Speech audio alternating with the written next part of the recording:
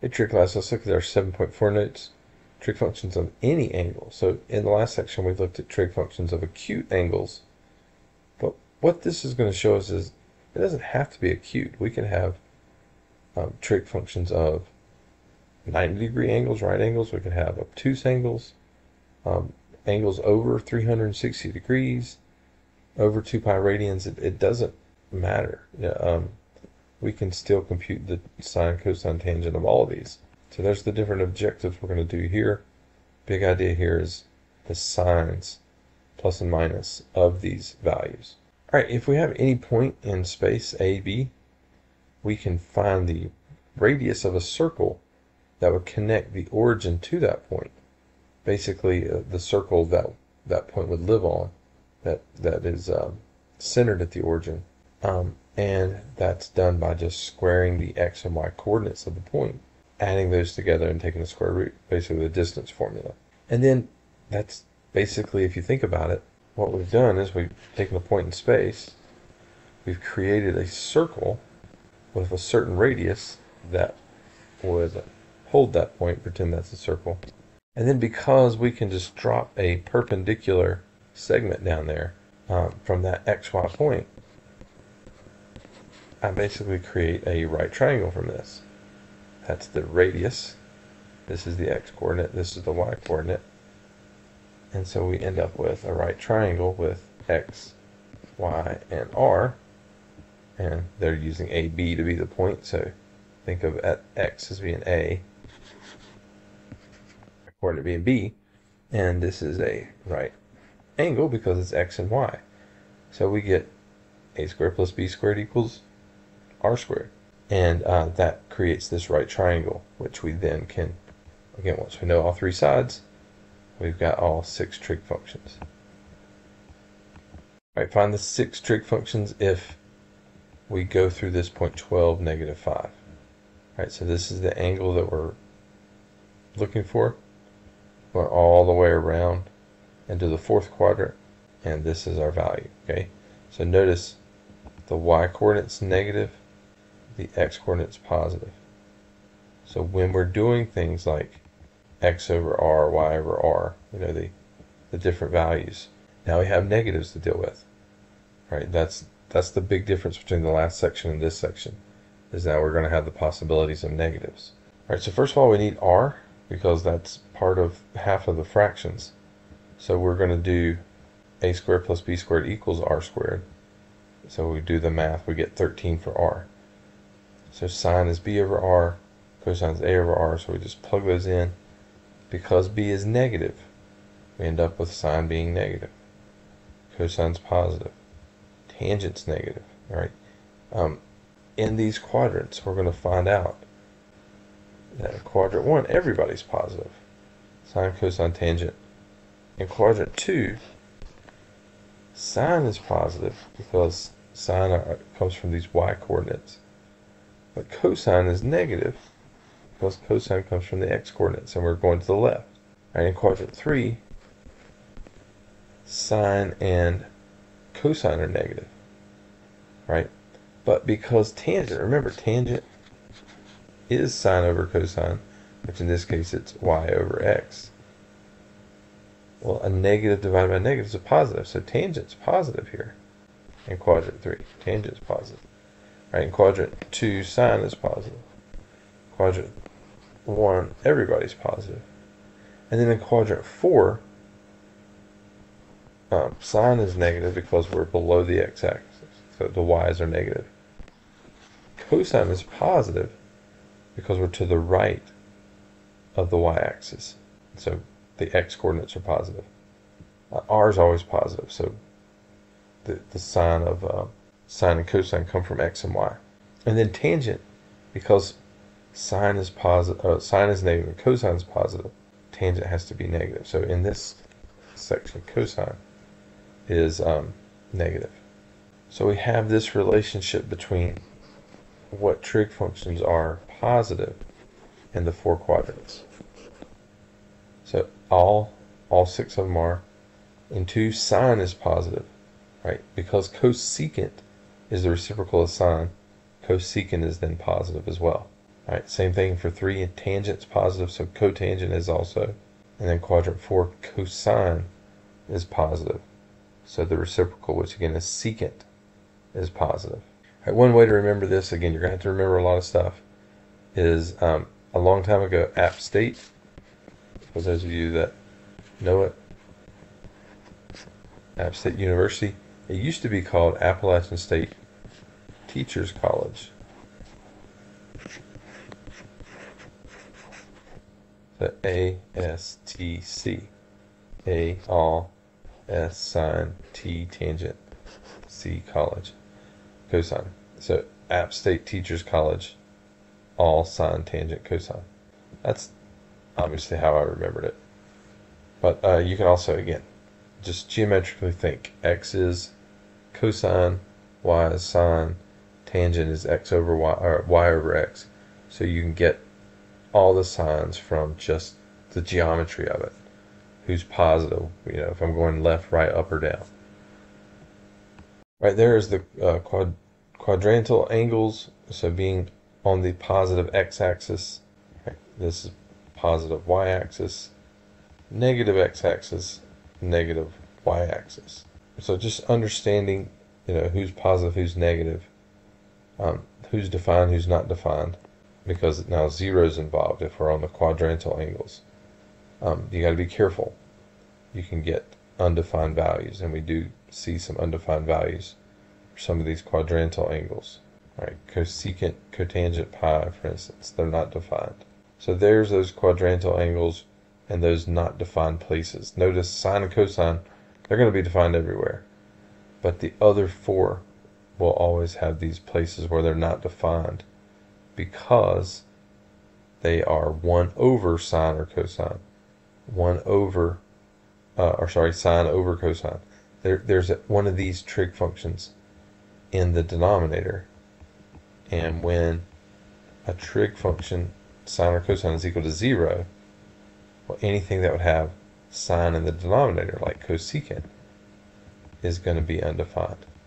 Right? Whereas cosine on 0 at pi over 2. So secant of pi over 2 is not going to be defined. It's the reciprocal of cosine. So here's what we talked about way back in the very first video, the section, coterminal angles. We're finally given a formal definition to it. It's just the fact that I can just go around in the XY plane over and over and over again and finally stop and land at the same place. And it's just where does the terminal side stop? That's ultimately what's going to determine sine, cosine, tangent, because I land at some point, and then I could calculate the opposite, the adjacent, the r, all that stuff. And it would be the same if I didn't go all the way around multiple times, if I just went directly to that stopping point and never crossed the x-axis again. So I land at the same place, so I have the exact same values for sine, cosine, tangent, all that stuff. So when you see these, just notice what they're doing is they are subtracting 360 to help do these problems. So instead of typing in the cosine of 390, which again I could, I'm doing 390 minus 360, and I get 30. So cosine of 390 is the same thing as cosine of 30. All right, so it's just, going all the way around, to 30 degrees and then going all the way around again. I'm just going to use the 30. All right, and the same thing can happen with 420. Subtract away the 360, you get 60. So it's the same as the tangent, 60. Right? I want you to see that if I put, we go to mode, degree. All right, but if I put in cosine of 390 and hit enter, and then put in the cosine of 30, I'm getting the same thing. 0.866, that's not going to be acceptable on the exams. But again, if you take the time to make your, write down on your scratch paper immediately as you start, just go through and do like the square root of 3 over 2, the square root of 3 over 3, square root of 3. Do all those different values that you see in your homework all the time, and jot down what their decimal approximations are. So when they pop up in your homework, on the problems you're doing, you recognize those decimals. They'll be on your paper somewhere. All right, for pi over 4 again, or sorry, radian measures bigger than 2 pi. How do I know they're bigger than 2 pi? Well, remove the pi, think the pi not being there. And if I do the numerator divided by the denominator without the pi, and I get a number bigger than 2, then I could subtract 2 pi from that and come up with a smaller angle that I maybe have a better chance of recognizing what the sine, cosine, tangent, all that stuff are. So this is bigger than 2. I'm going to just subtract 2. So I just click minus 2. I get 0.25. Math into fraction. I get 1/4. Again, remember, stick the pi back on there in the numerator. So pi over 4. So this is sine of 9 pi over 4 is the same as the sine of pi over 4. Right, for negative angles, again, you can add. Just like you could subtract 360, we can add 360. So negative 270, if I add 360 instead of subtract it, I get 90 degrees. So this is cosecant of 90. All right, so the cosecant is 1 over the sine, again, of 90. Again, I could go to a second angle degrees, and I get 1. So there's 1, you don't have to worry. You don't have to recognize a decimal. It's just 1. All right, this is not an exhaustive list by any means. This is just showing you that if you start off with some angle and you add multiples of 360, and k could be any integer, positive or negative. Well, 360 is a full circle. So if I've stopped at an angle and I add a circle multiple times, then I'm going to be right back to where I started. So that's what this is showing you. And it's the same thing if I use 2 pi radians instead of 360 degrees. I'm going to get back to where I started. All right, and then if I have I'm in a specific quadrant, then I need to use what I talked about before, the App State Teachers College, to help me narrow down what quadrant am I in and what the signs are going to be. So there's what we were talking about before: sine, cosecant, cosecant, secant, tangent, cotangent. Where are they positive? Where are they negative? So you can see I think the easiest thing to remember is where's something positive.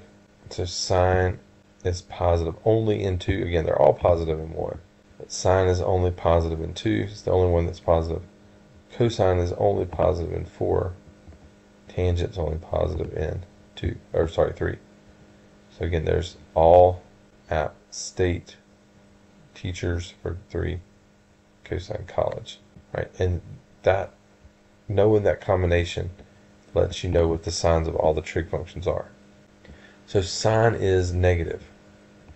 So if I'm looking at that, sine is negative in quadrants 3 and 4, but cosine is positive. Cosine is positive in 1 and 4. And where did they both happen? They both happen. Negative for sine, positive for cosine in quadrant 4. So that's how I know that I'm in quadrant 4. All right, and then reference angles. Okay, now again, you're not able to use Desmos. You're not able to use Desmos on this midterm and final, but I like to use it for visuals. So reference angles are, when I'm in quadrant 1, all angles are acute, right? So this, as I rotate around, that's an acute angle. But once I get past quadrant 1, angles become obtuse. And what happens is, once I get past there, you can see that this red angle, that was the original, that angle is now obtuse, but this point and this point that's in the back in quadrant 1 have the exact same x and y values if you ignore the signs and the absolute values. So what it allows me to do, reference angles, the idea of a reference angle, is it keeps everything in quadrant 1. So I only have to memorize values in quadrant 1, and then I can use the symmetry of a circle to come up with the values for quadrant 2, 3, and 4. Alright, so there it is, the reference angles in quadrant 1. How am I going to get them? Well, this angle is the exact same as this angle. And that red angle, which is what we have rotated, and it's beyond 90 degrees. Well, I can just subtract that angle from 180 degrees, and I'll have this little purple angle here, or pi radians. And then the sine, cosine, tangent, the absolute value of those, I will know based on that reference angle. Right? If I go into quadrant 3, if I keep rotating, I want you to see what happens. Instead of that mirror image on the y-axis, we have like, it just becomes, just like continue rotating off the x-axis. So it's, I'm rotating along, but all those are acute. Now I have a mirror image from the y-axis to get the acute version of these angles for this terminal side that's now in quadrant 2 that's obtuse. Now I'm bigger than 180, so now the reference angles are coming from this straight line that connects me back into quadrant 1. And then ultimately it's going to be a reflection over the x-axis for the stuff in quadrant 4. So that's what we mean by the reference angles. It's a way to get everything back into quadrant 1 as I rotate around the circle. So that reference angle, when I'm in quadrant 1, it's its own reference angle. But when I'm in other quadrants, the reference angle becomes an acute angle that would produce the same absolute values as sine and cosine, and therefore the same absolute values of all 6. All right, what's the reference angle for 150 degrees? Well, I'm in quadrant 2, so this angle that's left over, 180 minus 50, is 30. Right, the reference angle for negative 45, that's quadrant 4, would be, if I went up that way, positive 45. Right, the reference angle for 9 pi over 4, just subtract 2 pi. You know, if again the number is bigger than 2 pi, then you just subtract 2 pi. So again, with the pi on there, the trick is to ignore the pi. So 9/4 minus 2 into a fraction. Right, it's 1/4, so that's pi over 4. Right, negative 5 pi over 6, again, ignore the pi. So I would do negative 5/6. I'm going to add 1, that's adding pi. Again, there's a decimal, so math into a fraction. There's 1/6, that's pi over 6. Right, and so I've gotten myself back into quadrant 1. Right, so again, you want to get back to quadrant 1. You want to come up with a way to make this an acute angle. Right, so in quadrant 2, we're subtracting from 180. Quadrant 3, we're subtracting 180. So if like it was 225, I would subtract 180, I'd have 45. If it's a negative, we're adding until we get it positive, and then we're doing the same thing depending on where we land. All right, if theta is some acute reference angle for alpha, then the sine of, if alpha is a reference angle for theta, then the sine of the actual value is either plus or minus these. It's just all about what quadrant we would land in. All right, so again, cosine 135. 135 is quadrant 2, so that means I would subtract 180 minus the 135. So there's 45 degrees. So I would look at the cosine of 45 degrees. That's the square root of 2 over 2. That's positive. Everything's positive in quadrant 1. But in quadrant 2, I would get a negative number for cosine, because cosine's the x-coordinate. And in quadrant 2, right, think of a circle. If I've rotated over here 135 degrees, the x-coordinates are negative. I've gone to the left of the y-axis, so that's going to be a negative number. All right, tangent 600 degrees. Again, that's bigger than 360, so I would take 600, subtract 360. There's 240. Right, 240, that means I've gone past 180 all the way around to there. So I'm in quadrant 3. Right, this is 270 is where quadrant 4 starts. So I'm not quite there. So when I'm in quadrant 3, I'm going to take the angle measure and I'm going to subtract 180. That's 60 degrees. So the tangent 600 is the same thing as the tangent of 60. All right, and you can verify this. Same thing in absolute value. Tangent 600, tangent 60. All right, do you recognize that decimal? Maybe you do. If you don't, it is the square root of 3. All right, we'll talk about. I'll make a video of just the little tricks that I use to help me know what's what with these special angles. But just know you can do that. It's going to be the same numbers for virtually all of these. It's just getting to where you can recognize them. Right, 17 pi over 6, that is a radian measure. So first, again, what I would do is figure out what 17 over 6, again, don't worry about the pi, and that's much bigger than 2, so if I subtract 2, that's like subtracting 2 pi, that's coming back around, math into a fraction. So there's 5 pi over 6. All right, remember this is pi, which is 6 pi over 6. So this is slightly less than that, so that means we're in quadrant 2. So 5 pi over 6 would be roughly right there. Again, 17 pi over 6 means we went all the way around and stopped there. But this is our reference, not necessarily a reference angle, just something within 0, 2 pi, 1 revolution. And now we're going to do our reference angle. So the reference angle here, since we are in quadrant 2, we're going to subtract it from 180, or in this case pi radians. So pi minus 5 pi over 6. That's 6 pi over 6 minus 5 pi over 6. That's pi over 6. So that's my reference angle. Right, the sine of pi over 6 is a half. I've just got that memorized, but again, you can just type in sine pi over 6. I'm in degree mode. I need to be in radian mode. Sine of pi over 6 is a half. Right, you can also do sine of 17 pi over 6 just to check. And you also get a half. Right, and you can see there for negative pi over 3, the reference angle is just positive pi over 3. Right, if this is a negative acute angle, then the reference angle is going to be the positive acute angle. These are these are the hardest problems in probably this whole chapter, are when they give you a value, a point that has a radical, like for the distance. Like it's not a nice, pretty like 3, 4, 5 right triangle. If it's got some square root of a non-perfect square for its distance, those are just ugly problems. So what you see here is we have an angle that lies in quadrant 2. Right, pi over 2 to pi, that's quadrant 2. And cosine is negative 2 over the square root of 5. Right, so negative 2 square root of 5 is the distance. And based on that, we can come up with the values of all the other 6 trig functions.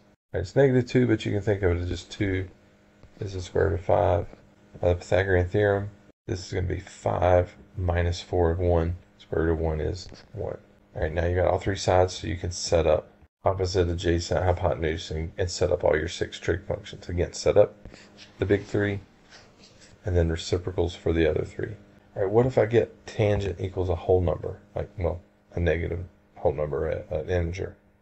Well, just always remember you can put a 1 in the denominator.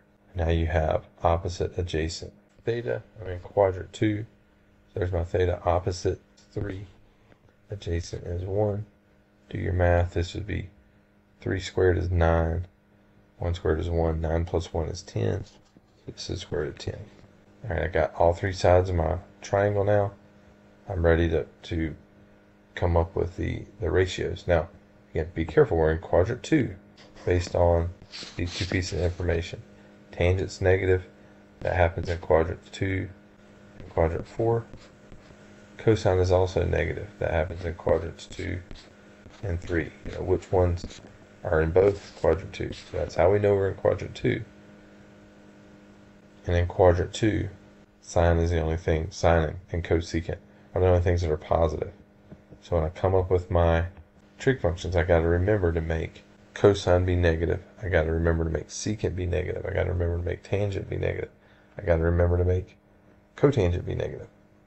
So there's all the absolute values of the numbers. But then I got to remember to apply the signs.